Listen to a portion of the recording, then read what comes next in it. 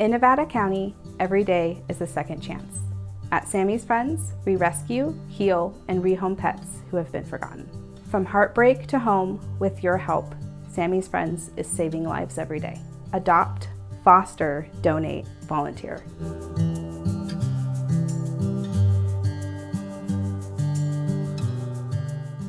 Hi, how are you? My name is Ed Pinto. I'm your host for the next segment. With that, I'd like to introduce our first guest today, Diane Mittleberger, and who's a fostering parent for puppies. Is that right? Yes, it is. How long you been doing that, Diana? About 6 months, 8 months. Okay, and you're enjoying it? I love no it. problems at all, right?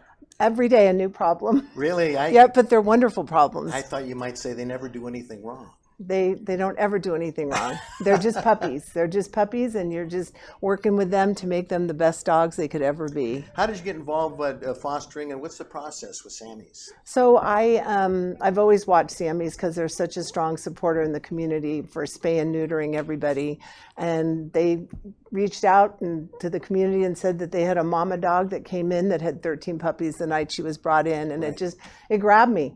And I went, those 14 dogs they just shouldn't be in a shelter. And so how many, did you take all of them home? took mom and all 13 babies. My God, you are a saint. I'm going to proclaim that right here in Nevada County right now. Yep. Diana It Mittleberger was is a it was saint. my claim to fame for last year. Well, what challenges do you face as a foster parent for doggies? So I have 4 adult dogs of my own, and so it was incorporating the mama dog and all her babies to make sure they had a really good experience. Yes. And that's on us as the fosters, set it up so that it works out right. Mm-hmm. Mom never had to worry about protecting her babies. I kept a little alleyway so that the in-house dogs didn't start to bother, and they all got used to each other to where pretty soon they all just lived together. And when the time, are you still fostering all the dogs? I don't have them right now. They all went to 13 amazing homes that I keep in constant contact with. That warms my heart. Yep. And You it know was something? Christmas time when those 13 were looking for homes. It wasn't the best time of year. Because I'm going to tell you something right now. Even though funding has been tight for Sammie's Friends recently, and who knows how long, and that's why we're doing this telethon, Bark-A-Thon. The one thing that never lessens is the number of little puppies and kittens and even reptiles that show up at the doorsteps of Sammie's each and every day that need care. And then you need funding to be able to take care of them, right? Yes, you do.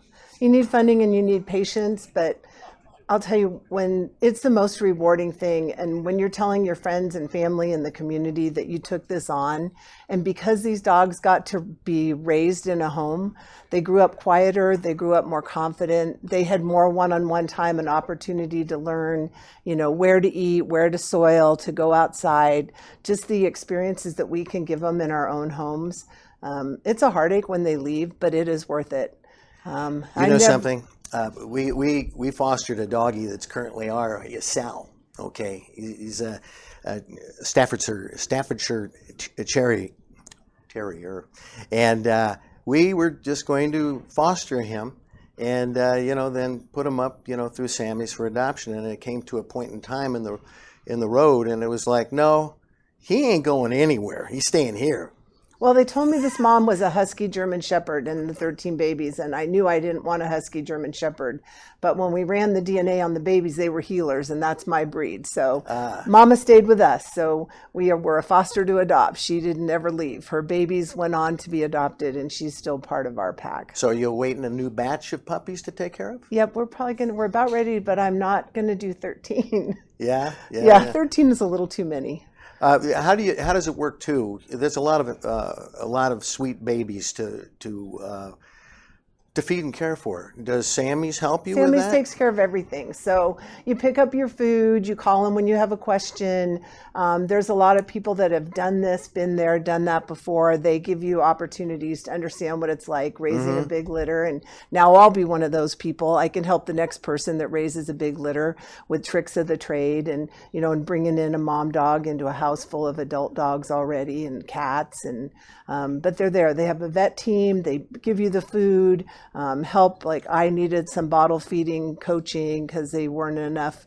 13 was too hard on the mama. And that's another reason we need you to look at that graphic on the screen, ladies and gentlemen, boys and girls. Sammie's, the veterinarian costs and such, those are some other fees that go way, way up. And and the animals are coming in each and every day, but when the funding's down, we need to take care of that, and that's why we're on the tube today asking for your support. Does other family members take care of things? Oh yeah, my husband's like, why aren't we keeping all these puppies? I said, no, we need to find these puppies and make them good citizens so they go out and get good homes, and then we can help the next puppies so that they are nice, quiet, well-mannered, know when to go in, know when to go out kind of dogs. What else is involved in being a foster for doggies? You got to be ready to come to the adoption events and know the personalities of your puppies, which they don't really form till 5 or 6 weeks old. Right. Try to help the person that's adopting match with the puppy, and just be available. It's and you have to be willing. You're treating them like they're your own. What would you want an 8-week-old puppy to learn? Well, I want them to learn to run outside, come in and eat, run outside, so that they can have a chance to be an indoor puppy. You're training them like you're going to keep them forever. What qualifies you to be a foster? I mean, just an interest in taking care of them? Is it overbearing for you? Your experience, I can tell. You love the doggies. I worked full time, okay, and still kept care of the dogs. It takes a village. You let your neighbors know. You make them wear booties and gloves, but you let your neighbors know that you need help, and you turn it into a village and get more people involved, and you reach out and you find people even at Sammie's and you ask them, can you help me? I need help this week. Can you take a couple of puppies? And people usually say yes. You know something? My wife is a dog walker over at Sammie's.